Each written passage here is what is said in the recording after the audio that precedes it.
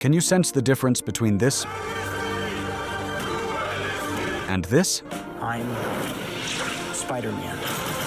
There's a glaring issue with one of these trailers. Even without spelling it out, you can already feel which one lands with real weight, and why certain trailers rise above the rest to separate true cinematic ambition from the forgettable. A trailer isn't merely a flashy advertisement or a string of tempting clips from an unreleased movie. It's far more potent. It sets the emotional atmosphere, hints at deeper layers of meaning, and most importantly, crafts the distinctive identity of the film itself. The decisions around music, pacing, rhythm, and selected imagery don't just promote, they sculpt how we perceive the entire story.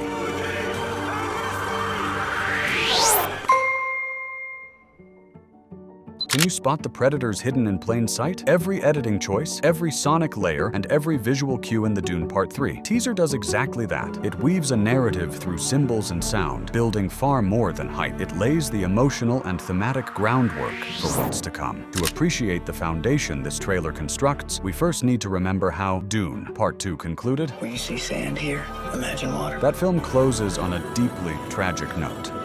Paul Atreides, desperate to avoid a catastrophic future, is instead compelled to step fully into the role of a messianic figure. His prescient visions trap him in an inevitable path. In its final moments, the movie reframes the seductive appeal of a savior leader and the supposed glory of freeing an oppressed people from tyranny. What begins as a noble fight for liberation twists into something far darker, a self-perpetuating cycle of violence and authoritarian control. Lead them to paradise.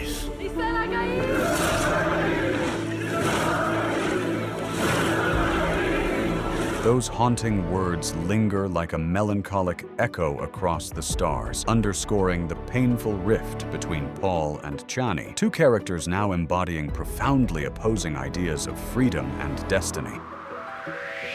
With that lingering tension in mind, the Dune Part 3 teaser can be broken into three distinct movements. The opening act cleverly revisits the emotional weight of Part 2's ending, blending nostalgia with irony and sharp contrast. It evokes dreams that were never meant to survive, while intercutting with images of a somber, ardent Paul confronting the emperor he has become. Even here, the music carries storytelling power from the start.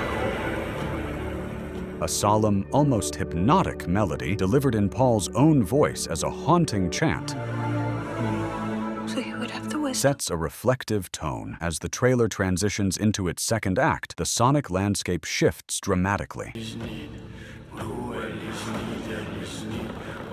mirroring the brutal justification and religious fervor driving Paul's expanding rule. The chant evolves from solitary introspection into a collective, ritualistic war cry, amplified by his devoted followers. This rhythmic pulse now drives the editing, revealing the relentless spread of his influence across planets, while subtly establishing the intricate political web of the new film. Through precise parallel cuts, such as moments hinting at uneasy alliances, we glimpse a more layered opposition. Figures like Chani and emerging characters, including hints of complex players like those tied to the Tleilaxu or other conspirators, don't fit neatly as traditional villains. They represent something thornier because Paul himself has stepped away from the archetype of the pure hero. His arc has transformed him into a nuanced anti-hero, at times bordering on something more antagonistic. This inverts the moral terrain of the story, creating a far more ambiguous and unsettling universe. It's a striking reversal. In the earlier films, House Harkonnen embodied raw, ritualistic brutality.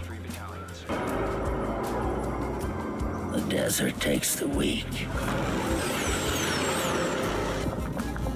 My desert. Now, the fanatical energy and expansionist violence flow from Paul's own followers and House Atreides, their chants echoing the dark rhetoric Paul once delivered. Even the visual language of power and aesthetics feels subtly flipped, deepening the sense of thematic inversion.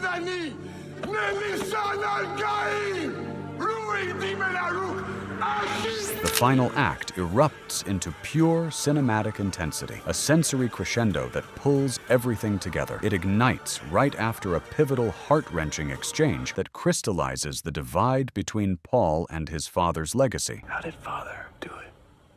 Your father never started a war. At this point, the chant swells powerfully, layered with sweeping orchestral elements that reaffirm this is still a grand space opera of immense scale and spectacle. Yet it's not empty bombast. The sequence delivers high-stakes drama, clashing forces, colliding ideologies, and overwhelming confrontations. The trailer honors the continuity from Part 2 through its meticulous sound design and rhythmic editing.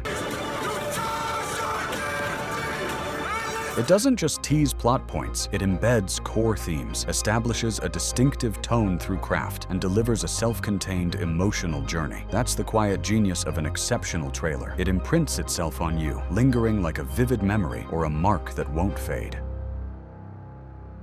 Ready whenever you are, Michael. Few marketing tools create such craving more effectively. By contrast, a trailer like the recent Spider-Man example, which sadly reflects the majority of modern studio promos, suffers from its rigid adherence to formula. It becomes overly literal and expository, sparking curiosity about basic plot elements, but failing to forge any profound emotional bond or elevated anticipation. It doesn't instill a unique personality for the film or deepen our investment. Even though this project has been positioned as a return to grounded, street-level storytelling for the character, a more realistic and human-scale Spider-Man, the trailer undercuts that very promise. It offers little that feels intimate or rooted. Instead, it delivers the same glossy, high-octane montage we've seen countless times. It functions as little more than a basic announcement. Compare that to something like the first Superman trailer under James Gunn's vision. That one masterfully redefines the character's tone for a new era through subtle motifs, like a whistle cutting through chaos or cries for help. It centers on themes of hope, vulnerability, and quiet strength. It sells not just spectacle, but heart and humanity, the exact sensitivity and grounded heroism audiences anticipated from Gunn's approach. In doing so, it builds a clear, compelling identity for the film. A conventional trailer, no matter how much affection we hold for the character or franchise, often amounts to nothing more than a fleeting announcement. It lacks the conceptual depth of trailers that truly resonate, and as a result, it slips from memory quickly. That hollow feeling can even carry over when you're finally sitting in the theater, watching the movie itself.